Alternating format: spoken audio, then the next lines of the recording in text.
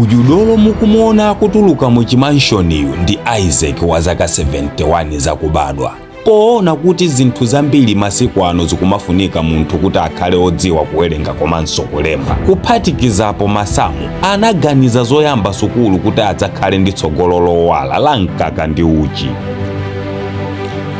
Ndi chani kwenikweni chinachititsa Isaac kuyamba sukulu munthu wa zaka 71? Nanga ku sukuluko anayamba klasi yanji? Ana komanso aphunzitsi ndi achibale anachilandira motani? Moyo wake wa masiku onse umamuyendera motani? Ndine Dini Studios, khalani pompo pomwe nkhani ikupitilira osayiwala kutsatsa malonda anu aja ndi ife tiwauza Amalawi zomwe inu mumathazo tilankhuleni kuti mumve zambiri. Tili ku Kiwanja, Congo, ndipo dzina lake ndi Isaac. Anthu anyoza, kumufokesa, kumuseka ena ndi kumamuona ngati mutu sukugwira. Koma izi sizinafokese Isaac kupita ku sukulu kufuna kudzipangira tsogolo lowala.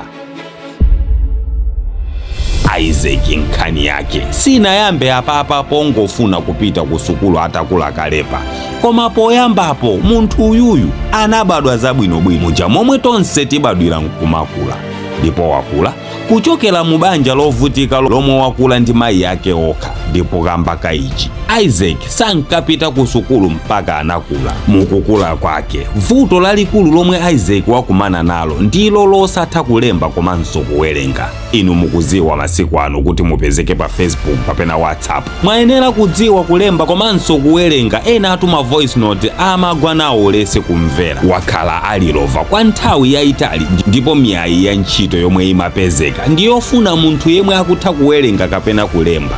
Izi zinapatsa maganizo Isaac osafuna kuziyang'anira pansi popeza akadaonekabe kuti ndi wachichepere choncho. Anayamba sukulu standard 1, kenako 2, 3 mpaka 4 limodzi ndi ana achichepere. Amavala uniform, kusewera ndi ana, kuchita zomwe aphunzitsi akufuna, kufulumira ku sukulu ngati muja momwe mwana wa sukulu olimbikira achitira. Ndipo pofika tsiku la lero Isaac amatha kuwerenga komanso kulemba. Iye ati ali ndi maloto akulu ofuna kudzakhala ndi tsamba nkumazagwira ntchito yabwino. Sanakwatilepo komanso alibe chibwezi kapena ana.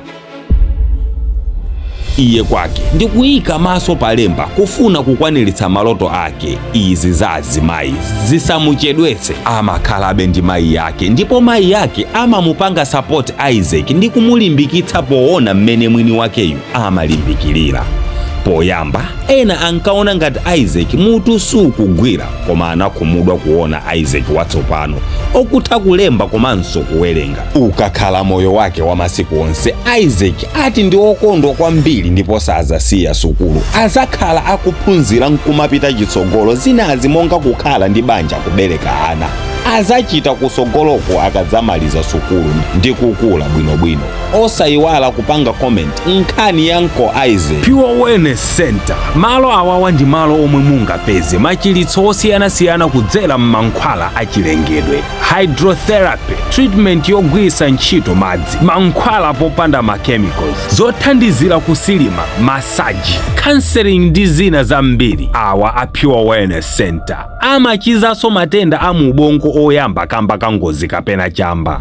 Matenda ngati kansa, mtima, chiwindi, asma, zotupa, diabetes, blood pressure, mabala okumbika aja okanika kupola. Awawa amapanganso boost immune system kwa anzathu aja omwe ali ndi matenda osautsa a HIV.